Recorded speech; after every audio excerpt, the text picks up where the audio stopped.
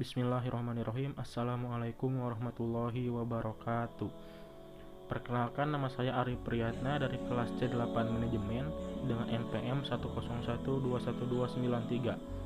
Di sini saya akan menyampaikan tentang materi agama, yaitu Ma'rifatul Rasul. Yang pertama, pengertian Rasul.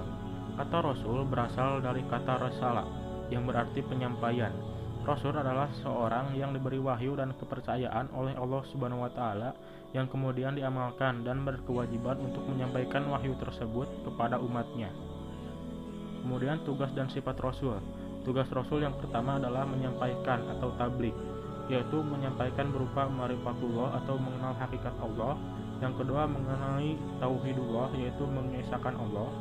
Yang ketiga, mengenai basyir wa nazir, yaitu memberi kabar gembira dan peringatan. Kemudian tugas yang kedua adalah mendidik dan membimbing.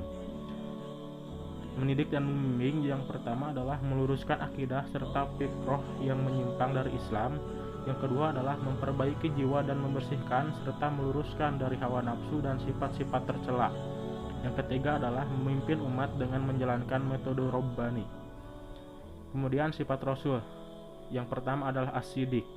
Sifat wajib ini adalah yang selalu berarti benar dan jujur. Semua Rasul Allah Subhanahu wa Ta'ala tidak pernah berbohong, baik kepada Allah Subhanahu wa Ta'ala ataupun kepada manusia. Semua perkataan yang terucap dari mulut Rasul selalu benar dan jujur. Yang kedua adalah al-amanah. Sifat wajib yang dimiliki oleh Rasul Shallallahu Alaihi Wasallam adalah al-amanah, yang berarti dapat dipercaya. Sifat al-amanah dan Rasul memiliki arti bahwa Rasul dapat dipercaya. Mulai dari perkataannya hingga perbuatannya, semua dapat dipercaya. Kemudian yang ketiga adalah at-tabligh. At-tabligh yang berarti menyampaikan wahyu Allah Subhanahu wa Ta'ala.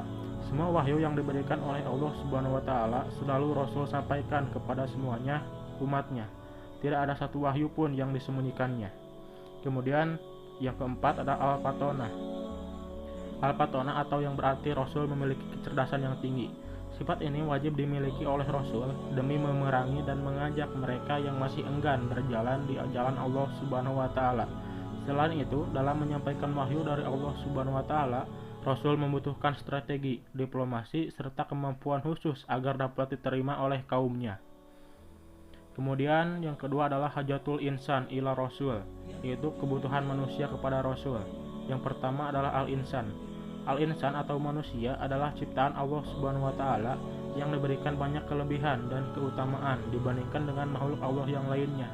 Di antara kelebihan manusia adalah fitrah, agama Allah Subhanahu wa Ta'ala yang dijadikannya kepada manusia sesuai dengan fitrahnya.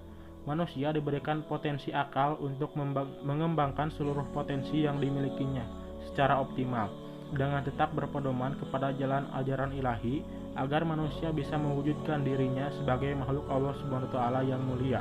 Jika tidak demikian, manusia akan terjerumus kepada kehinaan, bahkan lebih hina daripada binatang sekalipun. Yang kedua adalah fitrah. Fitrah yang ada pada manusia dapat menilai baik buruk tingkah laku masyarakat ataupun dirinya. Ini disebabkan karena fitrah dimiliki oleh manusia semenjak ia lahir, baik dilahirkan oleh ibu, bapak kafir ataupun jahiliyah.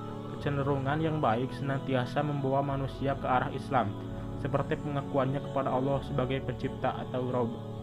Fitrah dapat dijadikan sebagai saksi bagi segala perbuatannya.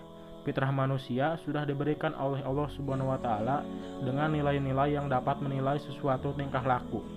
Beberapa fitrah manusia adalah keinginan manusia untuk mengabdi kepada Sang Khalik, mengakui keberadaan Allah Subhanahu wa Ta'ala sebagai Khalik, dan keinginan manusia untuk hidup teratur, yaitu sebagaimana dalam firman Allah dalam Quran surat Al-Qiyamah ayat 14, yang artinya bahkan manusia menjadi saksi atas dirinya sendiri. Kemudian yang selanjutnya adalah wujudul khaliq, yaitu kewujudan penciptaan merupakan sesuatu yang tak dapat diingkari. Manusia pada dasarnya mengakui perkara ini. Manusia menerima Allah Subhanahu wa Ta'ala sebagai Rabb. Begitupun ketika orang kafir Quraisy ditanya berkaitan dengan penciptaan langit, bulan, bintang, dan sebagainya, maka dijawabnya Allah Subhanahu wa Ta'ala. Hal ini menunjukkan bahwa Allah sebagai Rabb diakui oleh manusia, tetapi tidak semuanya yang mengakui Allah sebagai ilah. Ini dijelaskan dalam Quran surat Al-A'raf ayat 172, yang artinya, Bukankah aku ini Tuhanmu? Mereka menjawab, betul, Engkau Tuhan kami. Kami bersaksi, kami melakukan yang sedemikian itu agar di hari kiamat kamu tidak mengatakan, sesungguhnya ketika itu kami lengah terhadap ini. Quran Surat Al-A'raf ayat 172. Kemudian selanjutnya adalah ibadatul qolik. Manusia secara umum mendapat perintah dari Allah Subhanahu wa taala untuk mengabdi kepadanya. Pengabdian kepada Allah Subhanahu wa taala adalah sebagai hasil dari akibat pengakuan kita kepada Allah Subhanahu wa taala. Mengaku pencipta berarti mengakui apa yang disampaikannya, menerima arahannya, menjalankan peraturannya dan sebagainya. Kemudian selanjutnya hayatul munadomah.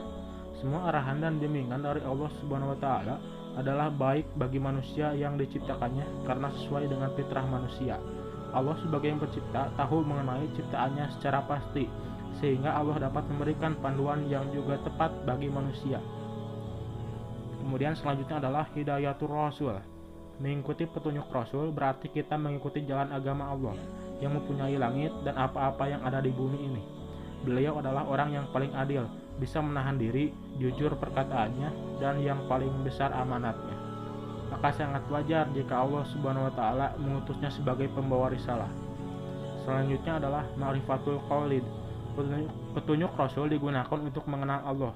Mengenal Allah juga dapat dilakukan dengan cara memperhatikan dan memikirkan alam sebagai penciptaannya. Selanjutnya adalah minhajul hayah. Petunjuk Rasul juga digunakan untuk mengamalkan Islam yang benar dan diridhoi oleh Allah Subhanahu wa taala.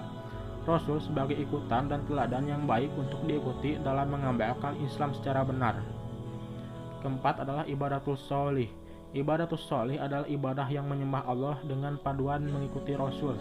Rasul sebagai penerima wahyu dari Allah harus diikuti dan sebagai keperluan bagi kita untuk menjadikannya sebagai contoh dan petunjuk dalam menjalankan ibadah yang benar. Rasul sebagai manusia yang mendapat wahyu dari Allah Subhanahu wa taala untuk mengembangkan dan menyebarkan nilai-nilai Islam secara sah dan tepat. Selanjutnya adalah ma'naqatul rasul atau kedudukan Rasul. Yang pertama adalah abid min ibadillah, hamba di antara hamba-hamba Allah. Rasul melaksanakan keperluannya sebagai manusia lainnya. Melaksanakan keperluan lainnya yang membedakan Rasul dengan manusia yang lain adalah Rasul mendapatkan wahyu dari Allah Subhanahu wa taala untuk kita mengilahkan Allah. Kemudian adalah yang selanjutnya adalah insan atau manusia. Rasul sebagai manusia juga dijelaskan dengan berperan Rasul sebagai suami dan bapa dari anak-anaknya. Dengan peranan ini menjadikan Rasul lebih sempurna dan dapat mengikutinya dengan baik setiap amalan dan arahannya. Kemudian ada nasab atau keturunan. Rasul berasal dari kaum Quraisy. Bapaknya bernama Abdullah dan ibunya bernama Aminah. Beliau mempunyai keluarga dan keturunan yang jelas. Kemudian jims atau fisik. Fisik Nabi Muhammad SAW digambarkan banyak oleh hadis seperti rambut yang rapih dan selalu diikat, badannya yang kuat, dinginnya sedang, dan sebagainya. Kemudian adalah sirah nabawiyah atau sejarah kenabian. Penggambaran Nabi sebagai hamba Allah terdapat dalam sirah nabawiyah. Penggambaran ini dijadikan sebagai pengajaran, menerangkan sesuatu yang juga dapat sebagai petunjuk bagi kita yang membacanya. Kemudian manaqatul rasul atau kedudukan Rasul yang kedua adalah sunnah. Dari segi bahasa, sunnah berarti jalan. Maksud sunnah Nabi adalah segala sesuatu yang disebutkan dan diamalkan sunnah Nabi bernilai syar'i dan perlu untuk mengikutinya. Kemudian ada fikul arkan atau fikih hukum. Peranan hukum atau aturan sebagai panduan pembawa kita ke arah yang sempurna sangatlah diperlukan. Rasul dijadikan sebagai tempat ketaatan dan ketauladanan, dan juga sebagai rujukan hukum. Kemudian yang ketiga adalah Rasul minal mursalin, Rasul di antara Rasul-Rasul. Nabi Muhammad SAW selain sebagai hamba biasa, juga sebagai Rasul yang mempunyai keutamaan dan ciri-ciri kerasulan. Muhammad seperti Rasul lainnya juga mempunyai mukjizat dan tugas-tugas mulia. Kemudian ada tabligh risalah atau menyampaikan risalah. Peranan Rasul yang utama adalah menyampaikan risalah Tuhan, karena inilah yang membedakannya dengan manusia biasa. Kemudian ada adaul amanah atau menunaikan amanah. Rasul telah menunaikan amanahnya sebagai Rasul, yaitu menyampaikan risalah kepada manusia. Menunaikan amanah dan tugas menyampaikan misi ini merupakan peranan Rasul. Kemudian ada imanatul umat atau pemimpin umat. Nabi Muhammad SAW sebagai Rasul juga sebagai imam yang tanggung jawab atas umatnya. Kemudian ada dakwah nabawiyah atau dakwah kenabian. Al-Quran dan juga sirah banyak menjelaskan dakwah Nabi. Dari kedua ini muncul fikih dakwah yang sesuai dengan realitas, tuntunan, keadaan, dan respon setempat. Kemudian adalah sifat-sifat Rasul. Selain dari sifat-sifat Rasul yang tadi, Rasul mempunyai sifat-sifat yang lainnya. Yang pertama adalah al-basyariyatul kamilah atau kemanusiaan seutuhnya. Rasulullah SAW adalah bangsa manusia seutuhnya, memiliki jasad seperti manusia pada umumnya dan memiliki perasaan seperti manusia yang lainnya. Kemudian adalah al-ismah, terpelihara dari kesalahan dan dosa. Yang disebut dengan sifat ismah, dijaga, dilindungi, dicegah, dan dikendalikan oleh Allah Ta'ala sehingga terhindar dari kesalahan dan dosa. Selanjutnya adalah al-itimajul kamil, komitmen yang sempurna terhadap kebenaran. Beliau senantiasa berkomitmen kepada kebenaran dari segala sisinya. Kemudian ada hulukin azim, atau berada di atas akhlak yang agung. Sebagaimana dalam Quran surat Al-Qalam ayat 4, dan sesungguhnya kamu benar-benar berbudi pekerti yang agung. Kemudian ada akhlakul Quran atau akhlak Al-Quran. Dalam hadis riwayat Muslim disebutkan, sesungguhnya akhlak Nabi SAW adalah Al-Quran. Kemudian ada uswatun hasanah atau suri teladan yang baik. Sebagaimana dalam Quran surat Al-Ahzab ayat 21, sesungguhnya telah ada pada diri Rasulullah SAW itu suri teladan yang baik bagimu, yaitu bagi orang yang mengharap rahmat Allah dan kedatangan hari kiamat, dan dia banyak menyebut Allah Subhanahu wa Ta'ala. Mungkin sekian yang dapat saya sampaikan. Terima kasih atas perhatiannya. Mohon maaf bila ada kesalahan. Wabillahi taufiq wal hidayah. Wassalamualaikum warahmatullahi wabarakatuh.